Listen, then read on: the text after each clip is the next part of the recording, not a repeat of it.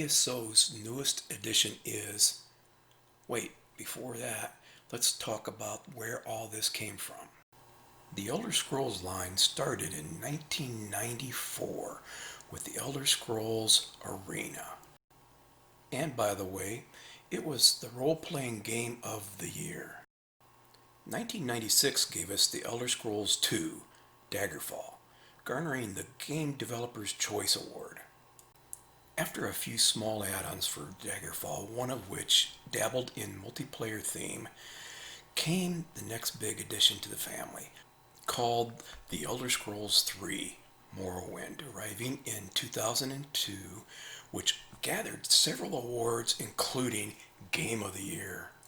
By now, Elder Scrolls was getting a lot of traction, as Morrowind sold well over 4 million copies worldwide. Linda Carter from the original Wonder Woman TV series was just one of the talented voice actors that Morrowind had collected. And then came Oblivion, Elder Scrolls IV Oblivion to be exact, which was released in 2006, with 1.7 million copies out the door the first 2 weeks. Linda Carter was back, and they added to the likes of Sean Bean, fresh off the Lord of the Rings movies, and Patrick Stewart of Star Trek fame, to the good voice acting group they already had. The Game of the Year award was just one of too many to mention, but a couple interesting ones to note. Spike TV gave Patrick Stewart's voice work an award, and the game's music score got an MTV Music Award for Best Original Score. At this time, over 10 million copies have been sold worldwide and counting. Now we come to the big dragon in the room, Elder Scrolls V: Skyrim. Not only does Skyrim have dragons in the game, but sales numbers show the game is a giant dragon itself. Just in the first 2 days after release, Xbox, PlayStation, and PC combined for 3.4 million in sales. During the first day, Steam reported over 230,000 players on Skyrim at the same time. We all know the monster that Skyrim is, so let's just leave the numbers to this. Less than a year and a half later, over 20 million sales worldwide, and another 20 million added on since I stopped counting. Oh, by the way, PC Gamer magazine, who's been around since PCs have, put Skyrim #1 in their list of the 100 greatest PC games of all time. On the heels of Skyrim's release, Elder Scrolls Online was announced on May 3rd, 2012. It wasn't just an idea on the chalkboard either, as rigorous player testing began right around that time.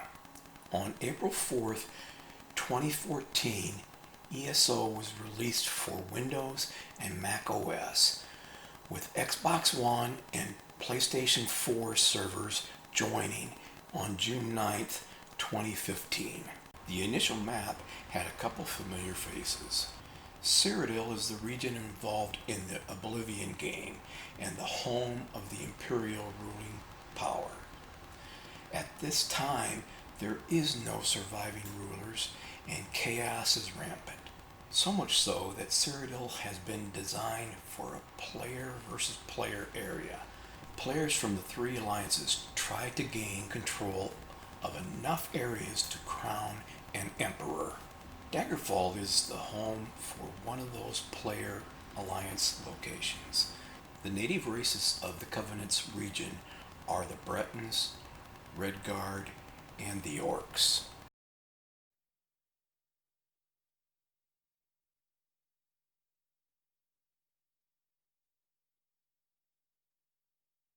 The newly crowned queen is dealing with trouble from both in and out of the newly formed Aldmeri Dominion.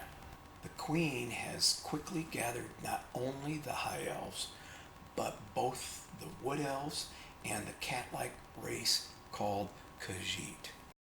Stretching to the edges of Skyrim to the north and the murky waters of Black Marsh, the Ebonheart Covenant banded together thinking they could stabilize Cyrodiil just like all the other alliances. The Covenant is cobbled together mainly by the Dunmer, Nords, and Argonians. Oh, let's not forget Cold Harbor. For a place you can't wait to get out of, you will keep finding yourself back there over and over again. When Craglorn was initially released in May of 2014, it was delivered in 2 sections with the south and north pieces a couple weeks apart. Designed as an adventure zone for groups of higher level players, originally this area was restricted to characters level 50 or higher. The ancestral home of the race known as the Orcs by everyone but the Orcs themselves is called Hrothgard. Orsinium is the main city in this region.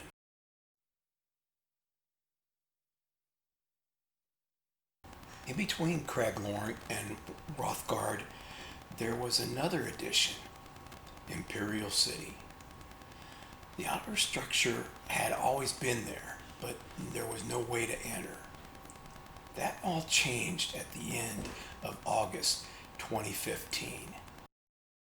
The city itself became a miniature version of Cyrodiil, a PvP free-for-all. Players have to keep a lookout over their shoulders in that city as they visit dungeons and crafting stations, etc.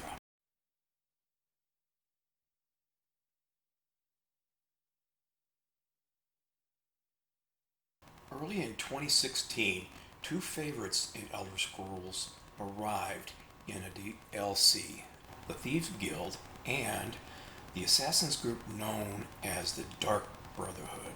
This DLC also opened up regions that harbored the main headquarters of both groups, Hawes Bane and the Gold Coast.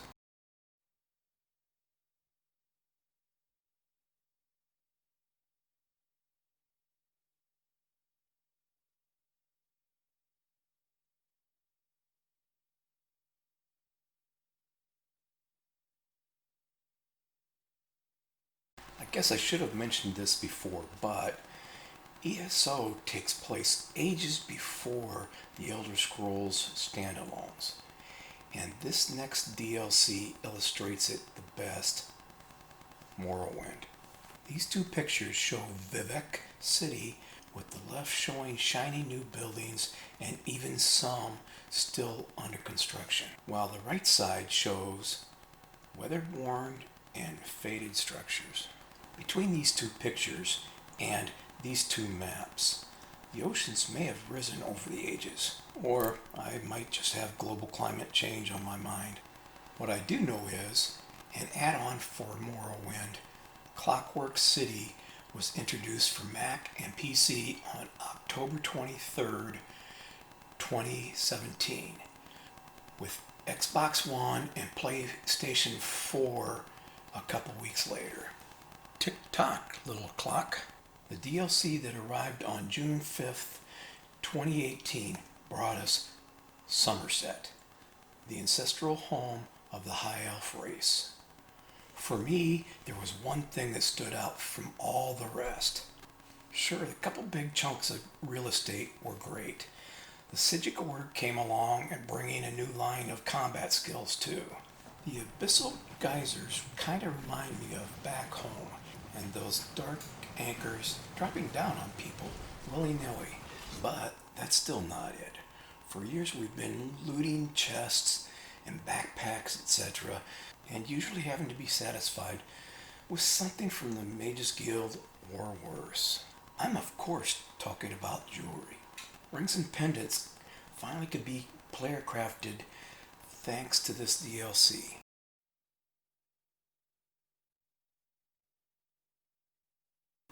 In the late October of 2018, the southern section of the Black Marsh gave us a visit in, pardon the pun, the murky Murkmire area. Murkmire is full of jungles and swamps, along with delves, as a group challenge called Black Rose Prison. Fun times there. Through the early parts of 2019, a couple DLCs brought us some cool stuff. Not only teasing us with dragons, one DLC gave us not one, but 2 new group dungeons. And then the other also had 2 group dungeons, as well as a 4-player delve to deal with. Then, suddenly they weren't teasing anymore. Like what the newspaper editors always say, don't bury the lead. And the Dragonhold DLC came in with a crash, bang, and a boom. Elsewhere, both North and South regions bring interesting times. There be dragons, indeed.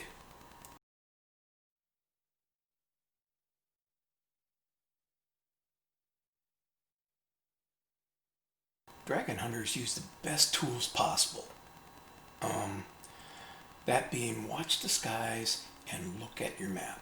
The dragons like the one I'm pointing out here will fly in a circular pattern before landing to harass poor farmers or worse. Dragons are known to come in one of 3 flavors. Fire dragons, because they spit fire. But be prepared for not only fire, but frost and storm as well. These dragons can deal out a lot of damage beyond that though.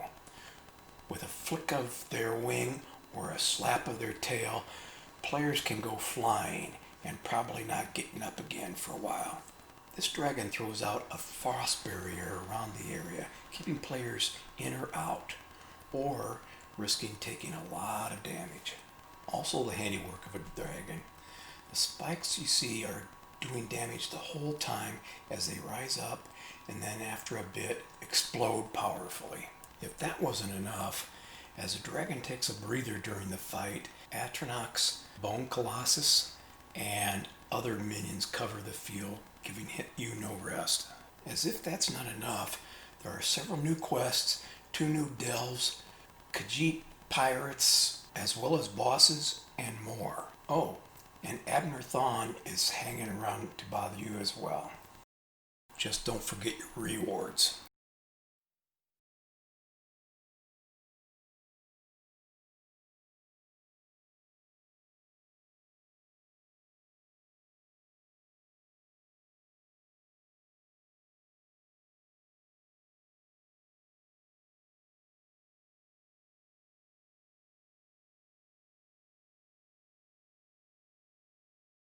It is Skyrim after all. What could possibly happen? Oh, by the way, enjoy your wagon ride. I've heard strange things have been happening since I was away. Even so, it's good to be back home. Back in Skyrim.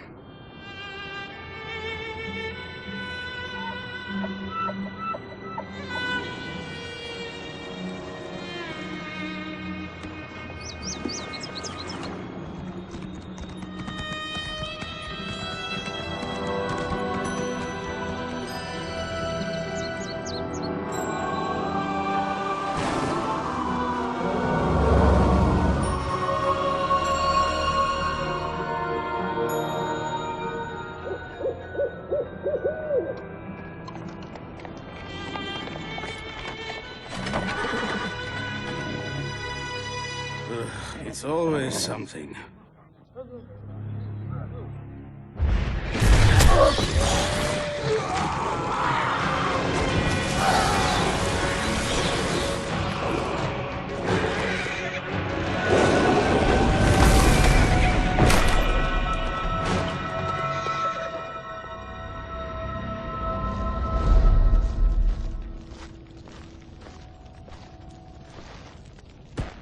These 2.